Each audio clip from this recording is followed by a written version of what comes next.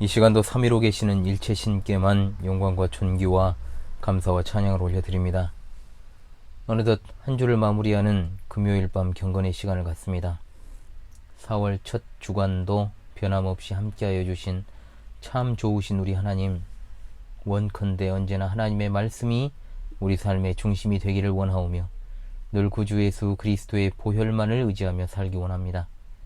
언제나 의와 거룩과 경건과 선한 행실의 열매로 우리의 언행 심사를 하나님 앞에서 늘 돌이키고 생각하며 회개하기를 원합니다. 하나님 앞에서 부끄러울 것밖에 없는 우리의 일상을 하나님 앞에 내려놓고 오직 하나님의 영광을 살아낼 수 있기를 소망합니다. 하나님으로 인한 감사와 찬송과 기쁨이 넘치는 삶을 살기를 원합니다. 이 시간에도 여러 환경과 상황 가운데서 수고하며 애쓰는 우리 하늘 가족들의 삶을 일일이 기억하시고 보살펴 주시기를 원하옵니다. 하나님의 백성들에게 크신 위로와 평강을 부어주시기를 원합니다. 하나님의 종황무한 말씀인 아가서를 이 시간도 변함없이 이어 상고하고자 합니다. 이 시간은 오직 하나님의 거룩하신 뜻만 나타나게 하여 주옵소서. 성령 하나님의 깨닫게 하시는 역사와 밝히시는 조명의 은혜가 충만한 시간이 될 것을 믿고 의지합니다. 이 시간에 시종을 주관하여 주실 줄로 믿고 의지하오며 우리 주 예수 그리스도 이름으로 기도합니다. 아멘. 찬송가 176장, 통일 찬송가 163장 우리 함께 부르겠습니다. 찬송가 176장, 통일 찬송가 163장입니다. 주 어느 때 다시 오실는지 아는 이가 없으니 등 밝히고 너는 깨어 있어 주를 반겨 맞으라. 주 안에서 우리 몸과 마음이 깨끗하게 되어서 주 예수님 다시 오실 때에 모두 기쁨으로 맞으라. 주 오늘에 다시 오신다면 부끄러움 없을까. 잘하였다 주님 칭찬하며 우리 맞아 주실까. 주 안에서 우리 몸과 마음이 깨끗하게 되어서 주 예수님 다시 오실 때에 모두 기쁨으로 맞으라. 주 예수님 맡겨주신 일에 모두 충성 다했나. 내 맘속에 확신 넘칠 때에 영원한 식 없겠네. 주 안에서 우리 몸과 마음이 깨끗하게 되어서 주 예수님 다시 오실 때에 모두 기쁨으로 맞으라. 주 예수님 언제 오실는지 한밤에나 낮에나 늘 깨어서 주님 맞는 성도 주의 영광 보겠네. 주 안에서 우리 몸과 마음이 깨끗하게 되어서 주 예수님 다시 오실 때에 모두 기쁨으로 맞으라. 예, 계속 이어서 하나님 말씀 보겠습니다. 아가서 3장 1절로 오늘은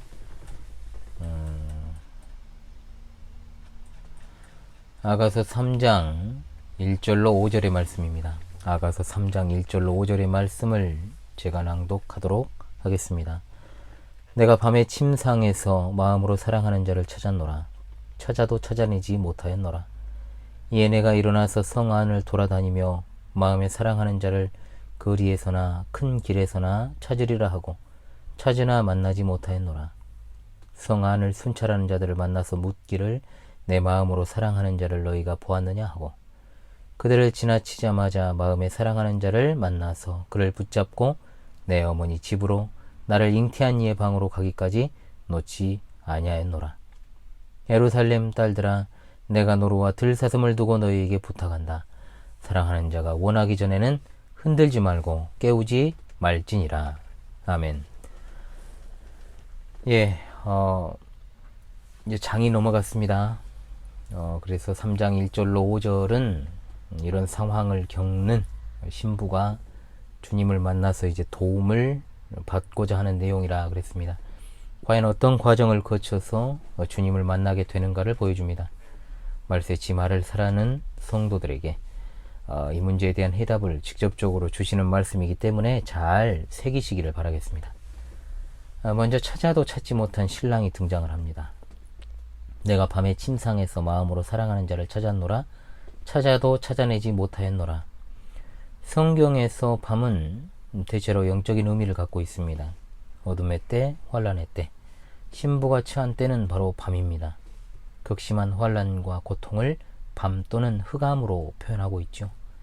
침상이 나오는데 신부가 지금 환란이 두려워서 방 안에 있는 모습을 묘사하고 있습니다. 큰 환란이 두려운 신부에게는 포도원을 지킬 생각보다는 두려워 떨며 방 안에 있는 모습이 마치 예수님을 3번 부인하는 그 방 속으로 들어갔던 베드로 사도를 떠올리게 되죠. 요나가 니느웨로 가라는 하나님의 명령을 어기고 다시스로 가는 배를 타고 배 밑층에서 잠을 자고 있는 것과 같은 상황.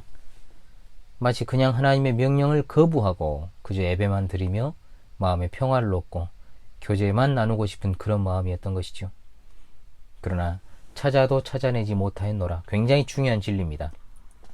환난과 고통이 엄습해 올 때 주님의 일꾼된 신부로 주님의 일을 멈추고 주님과 사랑의 교제만 유지하고자 할 때 결코 그런 소원은 이루어질 수 없습니다.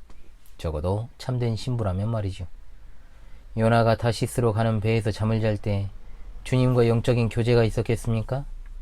베드로가 예수님을 3번 부인할 때 거기에 영적인 기쁨이 있냐는 말입니다.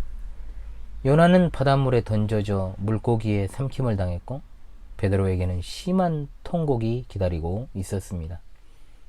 대환란의 때 그냥 환란과는 다릅니다. 마태복음 24장 22절에 창세로부터 지금까지 이런 환란이 없었고 후회도 없을 것이라. 평소에 크고 작은 환란을 잘 극복한 신부라고 할지라도 극심한 대환란 앞에서는 움츠러들 수밖에 없습니다. 우리는 마땅히 환란 중에도 사명을 감당해야 주님과 사랑의 영적인 교제가 이루어진다라는 사실을 기억해야 됩니다. 베드로전서 4장 14절에 오직 너희가 그리스도의 고난에 참여하는 것으로 즐거워하라. 이는 그의 영광을 나타내실 때에 너희로 즐거워하고 기뻐하게 하려 함이라. 아멘. 2절에 이에 내가 일어나서 성 안을 돌아다니며 마음에 사랑하는 자를 거리에서나 큰 길에서나 찾으리라 하고 찾으나 만나지 못하였노라. 신부는 침상에 신랑이 없음을 알고 밖으로 찾아 나섭니다. 성 안을 돌아다닌다라고 했지 않습니까? 이 성은 어딜까요? 1차적으로는 예루살렘 성입니다. 그렇다면 영적인 의미는 무엇일까? 바로 하나님의 성전, 하나님의 교회를 가리키는 것으로 봐야 됩니다. 마음에 사랑하는 자를 거리에서나 큰 길에서나 찾으리라. 주님을 사랑하는 마음은 변치 않음을 드러냅니다. 거리나 큰 길은 성 안에 있습니다. 사람들의 왕래가 많은 거리나 큰 길은 곧 교회 안에서의 예배, 모임, 기도, 여러 가지 봉사와 교제 등의 활동을 말하는 것이죠. 그러나 찾으나 만나지 못하였노라. 신부가 주님이 계실 곳으로 생각되어지는 곳에 첫 번째로 교회를 찾아갔습니다. 그러나 교회에서 열심히 주님을 찾았으나 각종 모임에도 잘 참석을 하고 봉사도 했지만 만나지 못합니다. 왜 그렇습니까? 전에도 말씀드렸습니다만 많은 사람들이 같은 교회 한 자리에서 예배할지라도 자기 십자가를 지고 사명을 충성스럽게 감당하는 자는 예배 시간 충만한 사랑의 교제를 주님과 나누지만 그와 반대로 십자가도 지지 않고 사명도 감당하지 않는 자 절대로 예배를 통해 은혜를 받아 사랑의 교제는 불가능합니다. 정말로 이것은 중요한 진리입니다. 그리고 3절이 중요합니다.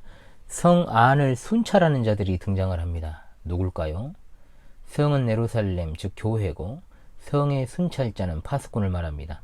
목자와 목회자를 가리킵니다. 어떻게 하면 주님을 만날 것인가를 그들에게 물어본 것입니다. 목자는 양의 인도자이기 때문에 잘 물었습니다. 단 그 파수꾼이 참된 파수꾼이라는 가정하에 히브리서 3장 17절에 너희를 인도하는 자들에게 순종하고 복종하라. 저희는 너희 영혼을 위하여 경성하기를 자기가 회개할 자인 것 같이 하느니라. 저희로 하여금 즐거움으로 이것을 하게 하고 근심으로 하게 하지 말라. 그렇지 않으면 너희에게 유익이 없느니라고 했습니다. 참으로 그렇습니다. 목회자가 신부된 성도에게 어떤 말을 해줬을까? 적어도 목회자는 좋은 충고와 조언을 해줄 수는 있을지 모르나 같이 그곳에 갈 수는 없습니다. 결국 찾아가는 일은 누가 해야 되느냐? 신부가 해야만 하는 것이죠. 드디어 만나게 된 신랑입니다. 4절에 그들을 지나치자마자 마음에 사랑하는 자를 만나서 라고 했는데, 주님을 만나는 일은 이처럼 주님과 나의 1대1의 관계입니다. 아버지, 어머니, 남편, 아내 누가 주님과 만났다고 해도 오직 개별적으로 우리가 만나야 됩니다. 그것은 통회하는 자에게 열립니다. 베드로가 예수님을 3번 부인한 것은 밤중에 그야말로 침상에 누워있던 것과 같습니다. 닭 우는 소리에 그는 밖으로 나가 심히 통곡했습니다. 목자의 음성을 듣고 밖으로 떠나서 홀로 통곡을 한 것입니다. 자, 분명히 이제 사도행전에서도 베드로의 오순절 설교를 우리가 들었지 않습니까? 대단하지 않습니까? 그는 분명 위대한 그릇으로 결국 쓰임 받았습니다. 본문의 신부를 보십시오. 포도원을 지키고 여우를 잡으라는 주님의 부탁에도 환란이 두려워 방한 침상에서 그저 직무유기를 했습니다. 그럴 때 주님은 신부의 곁을 떠나셨습니다. 그리고 지금은 만나 주셨습니다. 그동안 신부는 무엇을 했기에 만나게 되었을까요? 잠시 잠깐 내려놓고 싶은 마음이 들었을 때 신부는 베드로가 그랬던 것처럼 심한 통곡이 있었을 것입니다. 이러한 통회는 목자들의 충고로 가능했던 것이죠. 사랑하는 시청자 성도 여러분, 이 신부는 그대로 주님을 만나려고 전심으로 만나려고 노력을 했습니다. 자기 방에서 찾고 성 안 거리를 돌아다니고 파수꾼들에게 물었습니다. 에레미야 29장 12절로 13절에 너희는 내게 부르짖으며 와서 내게 기도하면 내가 너희를 들을 것이요 너희가 전심으로 나를 찾고 찾으면 나를 만나리라. 아멘. 신부의 입장에서 이해를 해야지 이것을 갖다가 불신자들이 열심히 하나님 찾으면 만나게 된다는 식의 논리가 될 수 없습니다. 성경은 믿는 자들을 위한 것이지 믿지 않는 자들을 믿게 하는 책이 아니에요.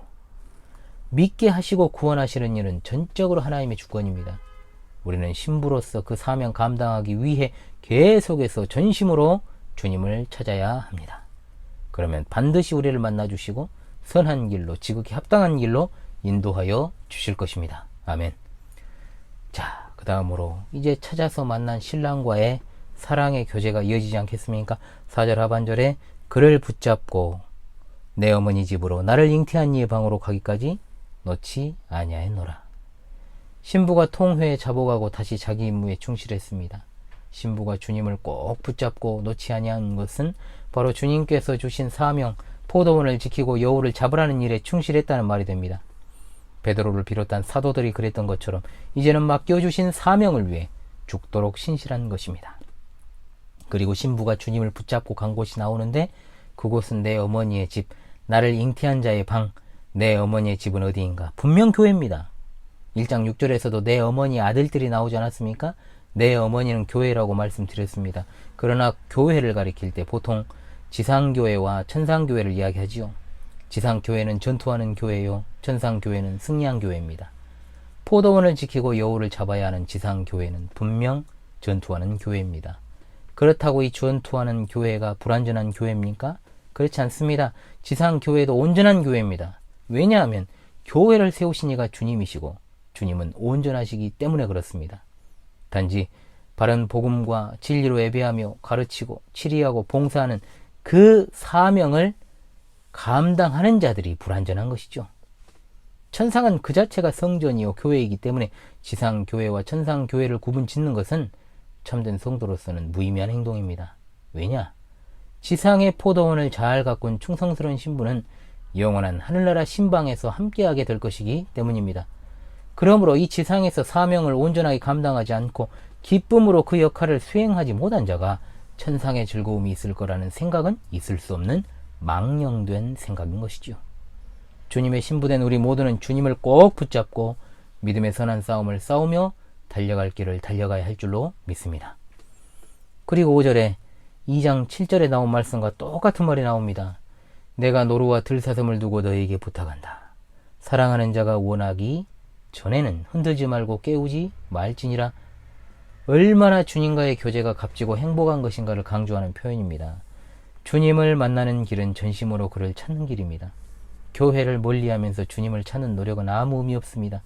교회의 공적인 예배, 가르침의 모임, 여러 봉사의 행위들, 사람이 골방에 들어가 문 때려 잠그고 기도한들, 산에서 40일을 금식 기도하고 100일을 작정 기도한들, 특별 새벽 기도를 아무리 한들 그는 주님을 만날 수 없습니다.